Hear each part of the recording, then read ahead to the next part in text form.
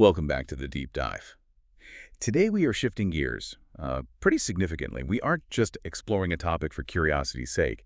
We are simulating a very specific high-pressure environment. I want you to close your eyes for a second. Imagine you're sitting in a small, slightly overcooled room. Across the table sits a senior faculty mentor stern, glasses perched on the end of their nose, pen hovering over a grading sheet. The Viva Voce. Exactly. You are about to undergo the Viva for the Gujarat University MD Anesthesiology exams. It's a scenario that induces tachycardia in even the most confident final year resident. I mean, the air is thick with tension, and one wrong answer or even just a hesitation can send you spiraling. Absolutely. And the topic on the table today is a cornerstone of daily practice, yet an absolute minefield in the exam hall. We're talking about anesthesia for cystoscopy, transurethral resection of prostate or TURP, and lithotripsy. Right. Now, looking at a standard operating list, these seem like routine cases. You might knock out 3 TRPs before lunch. So why are we calling them minefields? Because familiarity breeds complacency. In clinical practice, you might go on autopilot. But in an exam, autopilot gets you failed. These procedures sit at a deadly intersection. I mean, you have geriatric physiology with limited cardiac reserve. Really? You have complex fluid dynamics that effectively turn the patient into a living, breathing chemistry experiment. And you have some very specific and very dangerous positioning risks. So the examiner isn't just asking what you do. No, the examiner wants to know if you understand the why, not just the how. Got it. So our mission today is to take our stack of sources. We have the heavy hitters like Miller's Anesthesia, Morgan and Mikhail, Yao and Artuzio, and of course the DMB question banks, and convert that raw data into structured, exam-ready answers. We're not just reviewing the topic, we're building a strategy to survive the Viva and absolutely crush the theory paper. We're going to strictly follow a logical flow. We'll start with general principles and what you call the triad of risk. Then we'll cover the deceptive simplicity of cystoscopy. Then the absolute beast that is TURP, which is where the bulk of the marks usually lie. Always. After that, lithotripsy, and finally a dedicated strategy session on how to present all of this to an examiner. Sounds like a plan. All right, let's get started with Part A, Introduction and General Principles. Picture this. You open your theory paper, and there it is, a 20-mark question. Discuss the anesthetic management of a patient for TURP. The clock is ticking. How do you start that answer to grab the examiner's attention immediately? Well, the first rule is you never, ever start with pre-op, intra-op, post-op. That is the sign of a novice. You need an introductory paragraph that frames the problem conceptually. So first you define the scope. These are endoscopic procedures on the urogenital tract.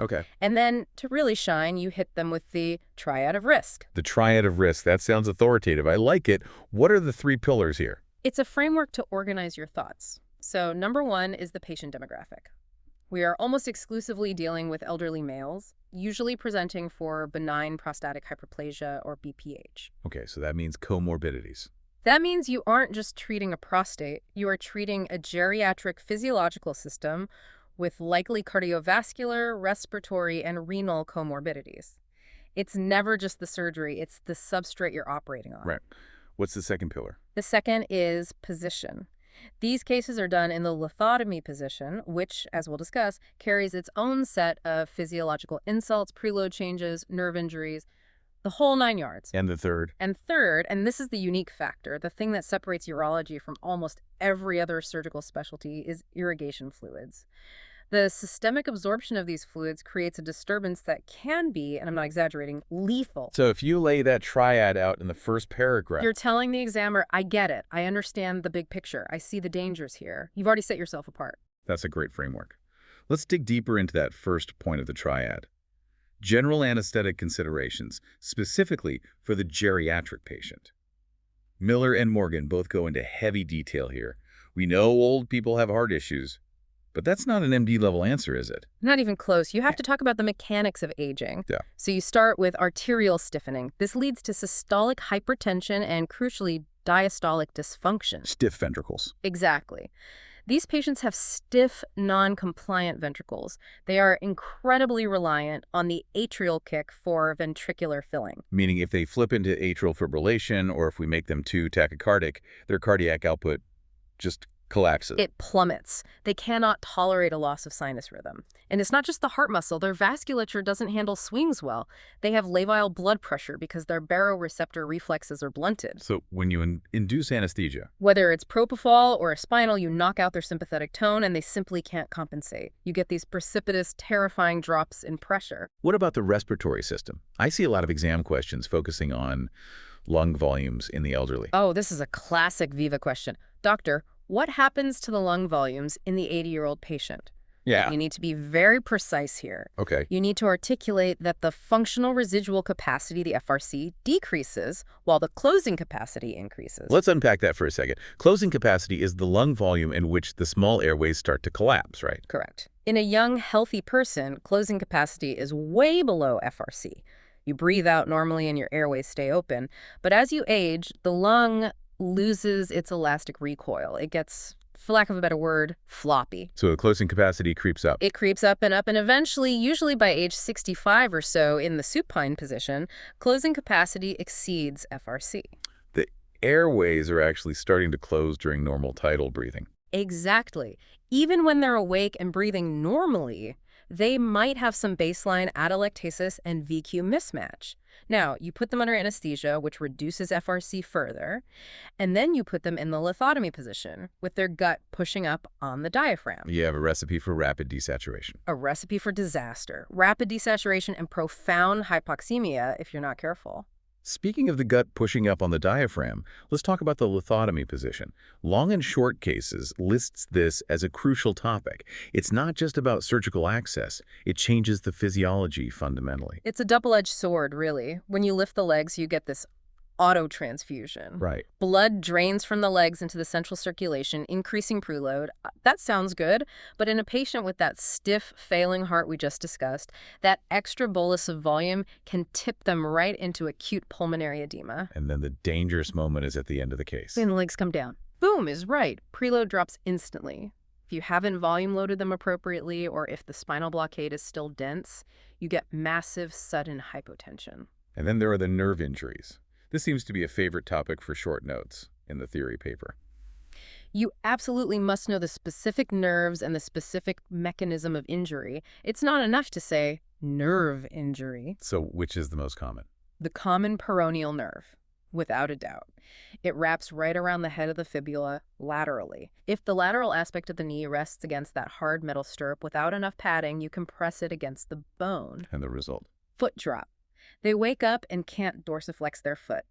It's a classic and totally preventable complication. Okay, what about the saphenous nerve? That's sensory only, and it's on the medial side. So if the medial aspect of the leg is compressed against the vertical bar of the stirrup, they wake up with numbness along the medial calf. There are two others usually mentioned, the obturator and the femoral. Right. The obturator nerve injury comes from acute flexion of the thigh on the groin if you flex it more than 90 degrees. It stretches the nerve as it exits the obturator foramen. And the femoral. The femoral nerve can be kinked under the inguinal ligament if the thighs are flexed and abducted too aggressively. It's all about careful, gentle positioning. And then there's the rare but devastating one, compartment syndrome. Yes. Miller highlights this. It's rare, usually associated with very long procedures over 2 to 4 hours. Because the legs are elevated, the perfusion pressure is lower, it's working against gravity. So a little bit of pressure goes a long way. A long way. If you have a tight strap or the surgeon leans on the leg for an hour, you can get ischemia. The calves swell up inside that fascial compartment, and if it's not caught, you lose the muscle. It's catastrophic. So monitoring is key. Standard ASA monitors are baseline. But for these cases, is there anything specific we need to emphasize to the examiner? Temperature. You have to mention temperature. You are irrigating with liters and liters of fluid. If that fluid is at room temperature, their core temperature will drop like a stone. And hypothermia isn't just about feeling cold. No. It causes shivering. And shivering increases oxygen consumption by up to 400%. In an elderly patient with ischemic heart disease, that demand is a disaster. It's like asking them to run a marathon on the table. You must emphasize active warming of both the patient and the fluids. And mental status. That is the most sensitive monitor we have, provided the patient is awake under regional anesthesia. We will talk about this a lot more with TURP, but an awake patient tells you about fluid overload and hyponatremia long before the pulse oximeter or the ECG ever will. Let's move to Part B cystoscopy. This is often seen as the minor procedure. The residents fight not to do the cysto list because it's, boring. But we need to treat it with respect for the exam. Never, ever call a procedure minor in an exam. You just don't. Cystoscopy is the endoscopic visualization of the bladder. It can be diagnostic, just having a look around, maybe for a source of hematuria, or it can be therapeutic, like taking a biopsy, fulgurating a bleeder, or removing a small stone. And the equipment matters for the anesthetist here. Rigid versus flexible. What's the implication? It's a huge difference. A flexible cystoscope is like a Foley catheter. It's soft, it bends, it can navigate the male urethra fairly easily. It can often be done with just local anesthesia, maybe a little lidocaine jelly and some gentle reassurance. But a rigid scope? A rigid cystoscope is a metal rod. It essentially straightens out the male urethra, which has natural curves. It is painful. It requires more substantial anesthesia. Let's talk about the innervation. If we are planning a block, what level are we targeting? This is a specific anatomy question they love to ask. You have to cover two distinct areas, and this is key. The bladder dome, the top part of the bladder, is innervated by sympathetic fibers from T11 to L2. That carries the pain of distension. When the bladder fills with irrigation, that's the pathway that hurts. Okay, but what about the bladder neck? Right. The bladder neck and prostate are supplied by parasympathetic fibers from S2 to S4. So if you do a low spinal, say a saddle block, you might cover the prostate but completely miss the bladder distension pain. Precisely. The patient will be perfectly comfortable while the surgeon is working at the bladder neck, but as soon as the bladder fills up to get a better view, they'll start complaining of deep, visceral belly pain. To be safe for any operative cystoscopy, you need a block level up to T10. That leads us to the hierarchy of anesthetic techniques. How do we choose? What's the thought process? It's a ladder. For a flexible scope or a quick diagnostic look in a female patient, local anesthesia with jelly is often enough. Maybe some light sedation, a touch of midazolam or fentanyl. And for the bigger cases? For operative cystoscopy using a rigid scope, regional anesthesia, specifically a spinal, is really the preferred technique. Why not just use general anesthesia for everyone? It seems easier to just put them to sleep, control the airway, and be done with it. And you can use GA. It's certainly an option, especially for patients who refuse spinal or have severe spine pathology like ankylosing spondylitis, where a spinal is technically impossible. But spinal is ideal. It provides excellent relaxation of the pelvic floor, it's cost-effective, and recovery is fast. But there's a specific reflex. Yes. There is one specific reflex that makes GA strictly necessary in some cases, and this is a classic Viva trap. I've seen residents stumble on this many times. The obturator reflex. Let's unpack this carefully. It really is a trap. So the obturator nerve runs right along the lateral wall of the bladder in the pelvis. If the surgeon is using diathermy burning a tumor on that lateral wall, the electrical current can jump from the resecting loop and stimulate the nerve directly. And what happens physically when that nerve gets zapped? The adductor muscles of the thigh contract violently. The leg jerks inward. Now, imagine the surgeon is holding a sharp metal instrument inside the bladder when the leg suddenly jerks. Oh, wow. The instrument can punch right through the bladder wall. Perforation into the peritoneum, or worse, into the iliac vessels. It's a surgical catastrophe. So, does spinal anesthesia prevent this? This is the point of confusion for many students. They think the legs are numb, so they won't move. That is the trap. No, spinal does not reliably prevent it. You can have a dense sensory block, the patient feels nothing, but the large motor fibers of the obturator nerve might still be excitable by direct electrical stimulation. Because the stimulus is happening distal to the spinal cord. Exactly. The nerve is being stimulated directly. The spinal cord isn't even in the loop. So what is the solution? What do you tell the examiner? If you know ahead of time they're working on the lateral wall, the only 100% guarantee is general anesthesia with a neuromuscular blocker. You have to chemically cherolyze the muscle. No other way? Well, you can perform a specific obturator nerve block, but that is technically more challenging, has a higher failure rate, and takes extra time. For exam purposes, the safest answer is GA with muscle paralysis. That is a crucial distinction. Spinal stops the pain, but muscle relaxant stops the reflex. Okay, one more specific point on cystoscopy autonomic dysreflexia. Yes, very important for a specific patient population. Those with old spinal cord injuries above the T6 level. For these patients, bladder distension isn't just uncomfortable, it's a massive noxious stimulus. And their autonomic nervous system goes haywire. Completely haywire. It can trigger an unchecked sympathetic surge below the level of injury-soaring hypertension, a reflex bradycardia, sweating, a pounding headache. It's a medical emergency. You have to be ready with rapid-acting vasodilators like nitroglycerin or nicardipine if you're doing a cystoscopy on a paraplegic patient. Okay, let's move to the main event. Part C, transurethral resection of prostate. TURP. This is the gold standard exam topic. If you are an anesthetist, you absolutely must master TURP. Absolutely. There's no hiding from it. It's the perfect physiological storm. It combines fluid overload, massive electrolyte dilution, and geriatric frailty all in one package. Let's start with the basic anatomy that causes all the trouble. Why is TURP so much more dangerous than, say, just cutting out a piece of skin? It's all about the blood supply. We're resecting the prostate, specifically the transition zone where BPH occurs. And the prostate is surrounded by this rich and critically valveless venous plexus. Valveless is the key word there. It's the key. During the resection, the surgeon's loop cuts open these venous sinuses. Now, at the same time, the bladder is being continuously irrigated with fluid under pressure. That pressure is needed to wash away blood and keep the surgical view clear. And that fluid has to go somewhere. And it goes directly into those open valveless veins. It's essentially an intravenous infusion of irrigation fluid that you cannot control. Wow. It's an uncontrolled IV bolus. That is the perfect way to describe it. And the volume is completely unpredictable. It depends on how many sinuses are open, how long the surgery takes, and the pressure of the irrigation. That fundamental lack of control drives our entire anesthetic strategy. Miller lists the big 4 anesthetic goals for TURP. What are they? Number 1 is hemodynamic stability. We've already established these are elderly hearts. They cannot tolerate massive fluid shifts or blood pressure swings. Okay. Number 2? Number 2 is immobility. The surgeon is working millimeters away from the external sphincter and the rectum.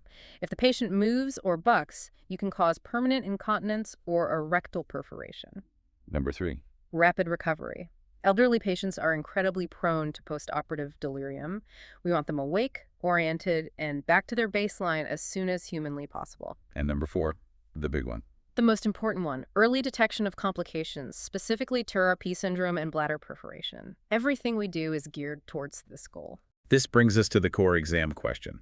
The choice of anesthesia. The examiner looks at you over his glasses and asks, Doctor, GA or spinal for TURP? Justify your choice. The answer, according to Miller, Yao, and Artuzio, and every major textbook, is unequivocal. Spinal anesthesia. It is the technique of choice. But you have to justify it. You can't just say, because it's better.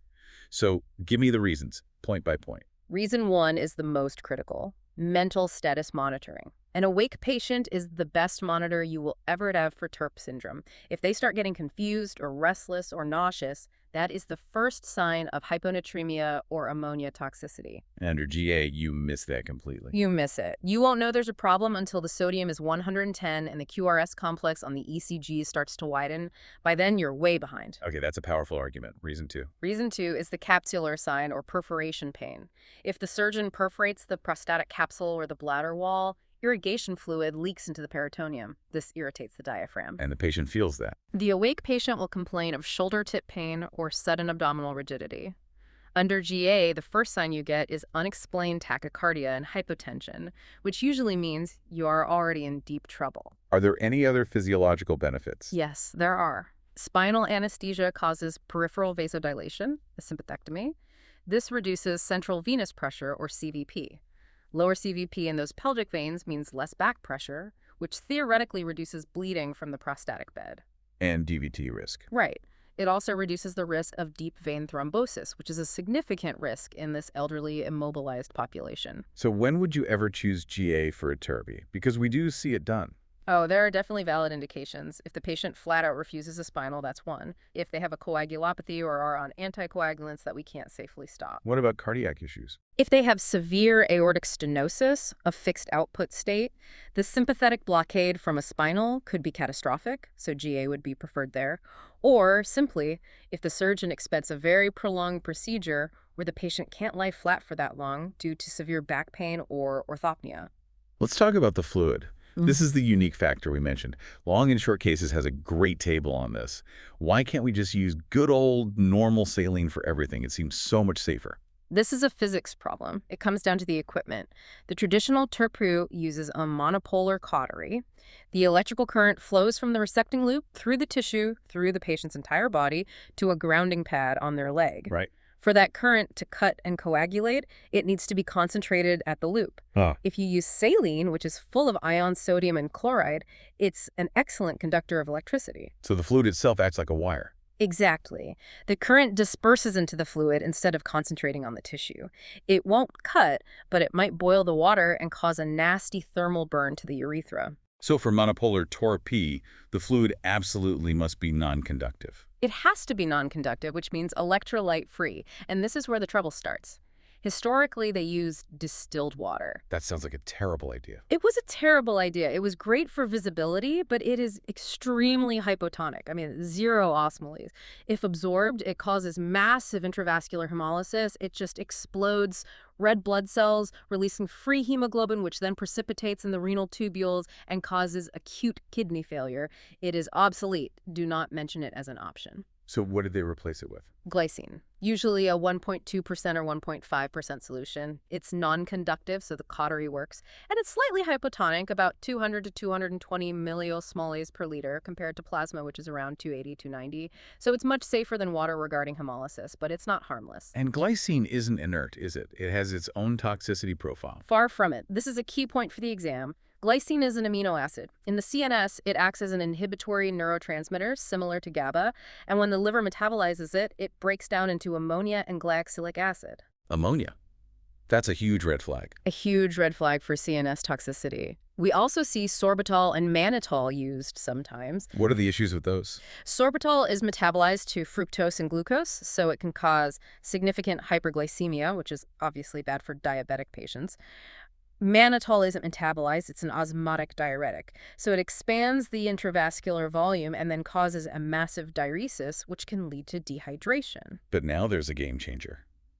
Bipolar TURP. This is becoming more common. It is, and you need to know the difference. In bipolar TURP, the current goes down one side of the loop and comes right back up the other. It doesn't pass through the patient's body. The entire electrical circuit is completed locally right at the tip of the instrument. Which means you can use conductive fluid. You can use normal saline. And if you use saline, you completely eliminate the risk of TURP syndrome, right? Careful, that's a trap. You eliminate the risk of dilutional hyponatremia and glycine toxicity, yes. But, and this is a big but, for the exam, you do not eliminate the risk of fluid overload. You can still absorb 2 or 3 liters of saline and put the patient into florid pulmonary edema. So bipolar TURP is safer, but not risk-free. Exactly. Do not tell the examiner that bipolar TURP is safe. It just changes the risk profile. You trade hyponatremia for a pure hypervolemic risk. Okay, let's tackle the monster. TURP syndrome. This is the 20-mark question, or the Viva station, where people can really fail. Define it for me, as if you were talking to an examiner. TURP syndrome is a systemic disturbance caused by the absorption of large volumes of electrolyte-free irrigation fluid. Pathophysiologically, it is a triad of hypervolemia from the absorbed water, dilutional hyponatremia from the lack of electrolytes, and solute toxicity from the specific irrigant, like glycine or its metabolite, ammonia. How fast does this happen? What's the volume we're worried about? The absorption rate is variable, maybe 10 to 30 millimoles per minute on average, but if a large venous sinus is opened, it can be 200 millimoles per minute or more. As a rule of thumb, if the surgery goes on for more than 1 hour, the risk skyrockets. Absorbing more than 1 liter is common. Absorbing 2 or 3 liters is where you get into dangerous territory. Let's talk clinical features, the classic triad. Right. The exam answer describes a biphasic cardiovascular response. Phase 1 is hypervolemia. You absorb all this fluid, blood pressure goes UP, the heart detects the volume overload and slows down a reflex bradycardia. So the first signs are hypertension and bradycardia. And phase 2? Phase 2 is the crash. The heart, already compromised by age and now acutely overloaded and bathed in a low-sodium environment, begins to fail. You get hypotension and acute pulmonary edema. And the CNS features. This connects back to why we insist on using a spinal. This is directly related to the sodium level. At a sodium of about 120, you get restlessness, confusion, nausea. This is why the spinal is so crucial. The patient starts acting weird. They might try to pull off their oxygen mask or complain of a headache. And if it drops further? Below 110, you're in deep trouble. You get seizures, coma, and eventually respiratory arrest due to acute cerebral edema. And the visual symptoms, that's a very specific sign. Yes, this is specific to glycine. Because glycine is an inhibitory neurotransmitter in the retina, patients can develop what's called transient blindness. They might say, "Doctor, the lights are getting dim," or "Everything looks gray." That is a massive red flag. If a patient says that, you stop the surgery immediately. No questions asked. So let's play it out. You're in the OR, the patient under spinal gets confused, the BP is 180/60, and the heart rate is 50. What do you do? Step by step. Step 1, tell the surgeon to stop. Stop the procedure. Or at the very least, stop cutting and achieve hemostasis. The infusion of fluid must stop. That's non-negotiable. Step 2. Step 2, support the ABCs. Give 100% oxygen. If they are seizing or becoming comatose, you have to secure the airway. That means intubation and ventilation. Step 3. Treat the sodium. This is where people get scared. And they should be cautious. The treatment depends on the severity. If the symptoms are mild and the sodium is above 120, the first step is fluid restriction and giving a loop diuretic like furosemide. Let the kidneys excrete the free water. But what if it's severe? Seizures, coma, sodium of 115? If the sodium is very low, less than 120, and they have severe neurological symptoms, you must use 3% hypertonic saline. And how fast do we give? This is a critical safety point. Slowly. Very slowly. The goal is not to normalize the sodium to 140 immediately. The goal is to raise it just enough to stop the seizures and get them out of immediate danger. Usually, raising it by 1 to 2 millU per hour is safe. If you go too fast, you risk causing central pontine myelonolysis, or CPM, Which is? a permanent, devastating neurological injury, demyelination of the brainstem. It's an iatrogenic disaster. You must correct sodium slowly. Are there other complications of TURP we need to be ready to list? Absolutely. Bleeding is a major one. The prostate is rich in plasminogen activators, which can cause primary fibrinolysis dissolving clots as soon as they form. You might need to treat this with antifibrinolytics like epsilon aminocaproic acid or tranexamic acid. Okay, what else? Hypothermia, which we mentioned, always use warm fluids. Bladder perforation, we discussed the signs. Intraperitoneal perforation is more dangerous than extraperitoneal because it requires an emergency laparotomy to fix. And finally, septicemia. The prostate can harbor bacteria that get flushed into the bloodstream during resection. That's a comprehensive overview of TURP. Let's move to Part D, lithotripsy, specifically ESWL. This feels less intense than TURP, but there are still some key exam points, aren't there? It is less invasive for sure, but the physics of it really matters. You're focusing high-energy shock waves on a kidney stone. That shock wave has to travel through a medium, usually water or water-filled cushion, and then through the body to shatter the stone. What's this immersion issue I've seen in older textbooks? Right, so the older lithotripters used a literal water bath. The patient sat in a tub of water. This immersion compresses the peripheral veins, pushing a lot of blood centrally. It increases central blood volume, which increases cardiac work. And then when they get out? Preload drops precipitously. Modern machines use fluid-filled cushions pressed against the patient, so this is much less of an issue, but you should know the principle for the exam. It shows you understand the history and physiology. The big anesthesia concern here, though, is the interaction between the shock wave and the heart. Yes. This is critical. The shock wave is a mechanical thump. It generates energy. If that thump happens to hit the heart during the vulnerable period of repolarization, the T wave on the ECG, it can cause an arrhythmia. R-on-T phenomena. Exactly. Yeah. Which can lead to ventricular fibrillation. So the machine is gated. Correct. The lithotripter is synchronized to the patient's ECG. It is programmed to only fire the shock wave during the R wave, which is the absolute refractory period of the ventricle. This timing mechanism prevents VFib. As the anesthetist, your job is to ensure a clean, reliable ECG trace. What are the absolute contraindications for ESWL? Pregnancy is an absolute no-go. You do not send shock waves through a fetus. A bleeding diathesis or being on anticoagulants is also absolute. The kidney takes a real beating from the shock waves. You can get a massive perinephric hematoma if the clotting isn't normal. And anything else? Generally, you'd avoid it if there's an abdominal aortic aneurysm that lies in the path of the shock wave. You really don't want to rupture that. What about the anesthetic technique for lithotripsy? What's the standard? Well, it hurts. The pain is both visceral from the kidney and somatic from the shock wave hitting the skin. The dermatomes are T10 to L2. For modern machines, which are less painful, monitored anesthesia care with sedation and analgesia like fentanyl and midazolam is often enough. And if that's not enough? If the stone is very large or they need to use very high energy, you might opt for an epidural or a spinal. General anesthesia is mostly reserved for children or for adults who simply cannot lie still. Movement is a problem because if the patient moves, the stone moves out of the focal point and the treatment becomes ineffective. Okay, let's move to Part E, postoperative management. The surgery is over. The patient is in the PICU. What are the key things we are watching for? For a TURP patient, number 1 is clot retention. If the 3-way catheter blocks with a clot, the bladder distends rapidly. In a frail, elderly patient, this causes a profound vagal response, severe bradycardia, and hypotension. It can actually cause a cardiac arrest. So you have to ensure that irrigation is running freely. Constantly. You have to check the patency of that catheter relentlessly. And the sodium issue doesn't end when they leave the OR. Not at all. Fluid continues to be absorbed from the retroperitoneal space or equilibrate between compartments. You can absolutely develop dilutional hyponatremia an hour or 2 later in the recovery room. And remember, as the spinal wears off, the pain might mask the early signs of confusion. You need to be vigilant for at least 4 to 6 hours post-op. All right, Part F, comparison and exam integration. This is where we tie it all together for the student. Let's build a quick mental table, comparing cystoscopy, TURP, and lithotripsy for the exam. Okay, let's do it. Cystoscopy is low risk, lithotripsy is low to moderate, TURP is high risk, period. For cysto, it's about reflexes, the obturator reflex and autonomic dysreflexia. For TURP, it's all about fluid shifts and systemic absorption. For lithotripsy, it's about shockwave physics and cardiac arrhythmias. And the typical anesthesia choice. Cysto, local or a T10 spinal. TURP, spinal is the gold standard. Lithotripsy, usually sedation. Perfect. Let's do some Viva traps. I love these. These are the questions designed to catch the student who memorized the textbook but doesn't really understand the concept. Trap number 1. The examiner asks, why can't we use Saline for monopolar TURP? The wrong answer is, it damages the machine. The right answer is, sir, saline is highly conductive. It disperses the electrical current away from the resecting loop, preventing it from cutting.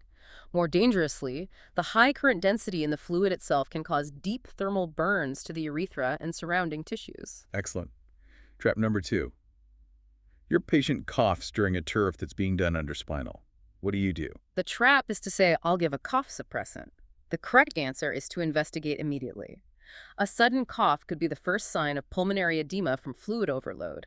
It could also be a sign of bladder perforation irritating the diaphragm. You have to listen to the chest, check the abdomen, and communicate with the surgeon. If you just give codeine, you are masking the sign of a potentially lethal complication. That's a brilliant point. Last trap. Can we use an LMA for lithotripsy? The answer is yes, but with caution. If the patient is obese or if there is significant abdominal compression from a strap or a water cushion, the intra-abdominal pressure is high. This greatly increases the risk of gastric reflux and aspiration. An endotracheal tube might be a safer choice in a patient with risk factors like obesity or GRD. Finally, let's talk about presentation. What are some high-yield diagrams to draw in your theory paper? Examiners love diagrams. It breaks up the wall of text and shows you can synthesize information. 3 diagrams. Number 1, the TURP syndrome flowchart. Draw a box at the top labeled open venous sinuses.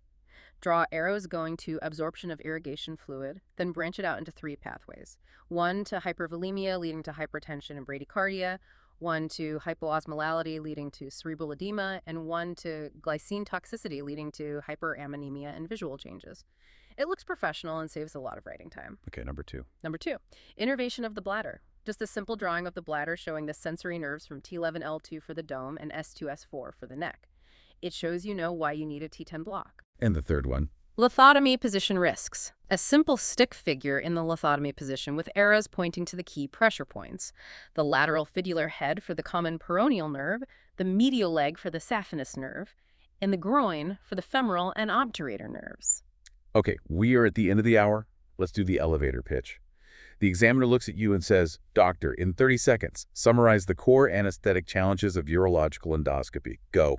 Anesthesia for urologic endoscopy is fundamentally an exercise in geriatric care and precise fluid management. The patient population has limited physiological reserve, making them vulnerable. Spinal anesthesia is the gold standard for TURP because it allows for continuous monitoring of mental status, which is the earliest and most sensitive warning for the development of TURP syndrome and bladder perforation. Vigilance for the classic triad of hypertension, bradycardia, and mental status changes is non-negotiable, and a deep understanding of the physics of the surgical equipment is essential to prevent complications like the obturator reflex or electrical burns. Perfect.